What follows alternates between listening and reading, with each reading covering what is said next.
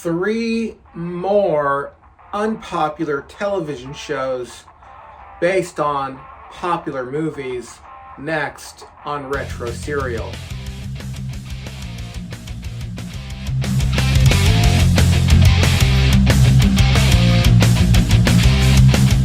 Hey everyone, welcome to Retro Serial. I'm your host, DNC. On today's program, we're doing a follow-up to a previous show where we talked about three unpopular television shows based on three popular movies. And today we're doing the follow-up of that, and that's three more unpopular television shows based on three very popular movies. But before we get to that, please go ahead and hit that like button, hit the subscribe button, hit the bell notification so you know when these things are available, and please share this on your favorite social media so you can let everyone know about the great content you're receiving right here at Retro Serial, all about growing up Generation X.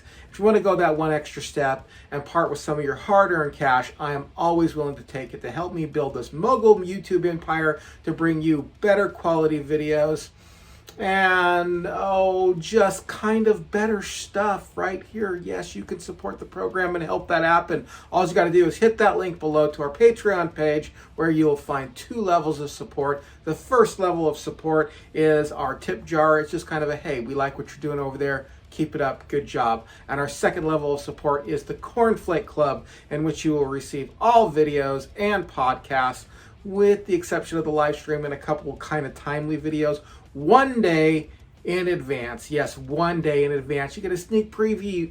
You get to see what everybody else hasn't seen yet. Who wouldn't want to do that? All right, everyone. With all that said, let's go ahead and get to our list. First on our list is Ferris Bueller's Day Off, the TV series. Yes, we all know and love the classic John Hughes film starring Matthew Broderick. But did you know that NBC launched a TV series with the same title based on the same characters? That's right. In August of 1990, we were assaulted with Ferris Bueller's Day Off, the TV show. Not starring Matthew Broderick or any of the original cast, but instead starring, and I am going to mess the name up, Charlie Shalater as Ferris Bueller, but also starring Jennifer Aniston as the older yet younger sister, Jeannie, part of the change that happened between the TV show and the movie. The show was a strange parody of Ferris Bueller's Day Off. It was a prequel of sorts, but oddly, it happens in 1990, and Ferris knows things about the past, quote slash future, that's in the movie, but in the past kind of a thing. It's just really kind of complicated, kind of a Donnie Darko kind of complicated, as a matter of fact. For example, he knows that him and Salone are going to end up together before they even go on their first date. It was a terrible show by all accounts and was canceled in the middle of its first season. The reasons for its failure are pretty broad and sweeping. Number one, it was just weird with the whole time paradox, as I've already explained. It happens in 1990, but it's a prequel to the movie, which happened in the 80s, but he knows about it later, but now and later, and it just gets a little too confusing. And he's constantly referencing the movie in the television show, breaking the fourth wall, way too many times, and a little bit comical. And that's the second problem I think it has, and that is that it's just too exaggerated and too comical. For example, Ferris's ability in the movie to pull strings and get things accomplished is heartwarming, but in the TV show, it's way too exaggerated. Him even being able to change what they're having for their school lunch.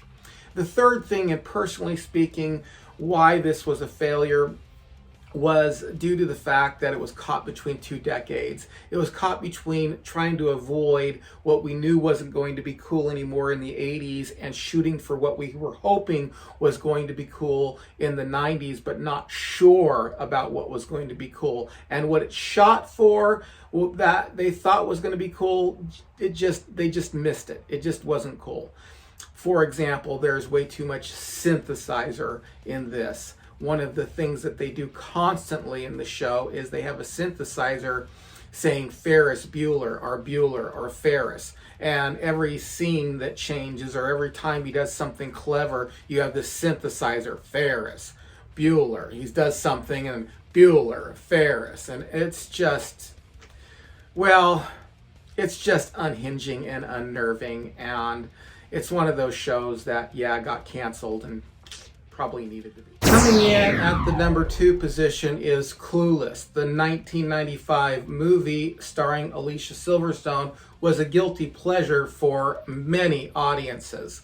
While critics didn't really care for it, fans really loved it, earning $56.6 million at the box office with only a $12 million budget. Well, what do you do with a box office runaway like Clueless?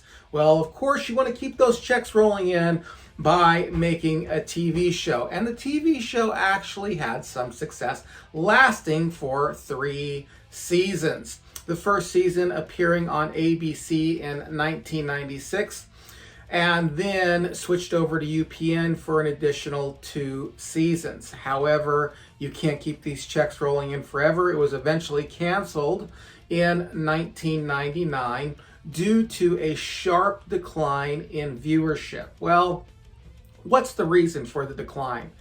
I'm not really too sure, other than the fact that I think that you just can't keep the ball rolling on a show like this for too long. Audiences who really love the movie and audiences who really love the TV show just kind of grow up and don't want to continue to watch a girl suffer through the dramas of high school. However, I don't know that for sure, that that's the reason why the show declined. That's just my own personal opinion. I'd like to hear what your opinion is as well. Leave that in the comment section below. And another thing to think about is that Clueless was super niche down 90s. It was a subculture in the 90s that it appealed to. And with the 90s being over and dying somewhat of a tragic death, not too many shows really made the jump from the 90s to the 2000s, being able to bridge all the new trends that were coming in television and in life in general. And I think the show just suffered as a result of that. But again, that's my opinion. Leave your opinion in the comment section below. And coming in at number 1 is Uncle Buck. That's right, Uncle Buck. The beloved John Hughes classic starring John Candy and Macaulay Culkin and a great rest of the supporting cast has its own TV show. How dare you! Well, in 1990, CBS aired Uncle Buck and it was taken off the air only after 16 episodes. Kevin Meaney, who plays Uncle Buck, is named guardian to Miles, Tia, and Maisie after his brother and sister-in-law die in a tragic car accident. How's that for starting off a sitcom? Your brother and sister die in a tragic accident. People are suffering. Everything that was right about the movie is wrong about the TV show. Everything we loved about Uncle Buck, the movie, is exactly what we dislike about Uncle Buck, the TV show. For example, Uncle Buck's oddball hit and miss brand of parenting, which is so charming in the movie, is actually quite cringy in the television show. And for example, the child antics that happen in the movie, which is so charming and adorable and lovable, is just lame in the television show.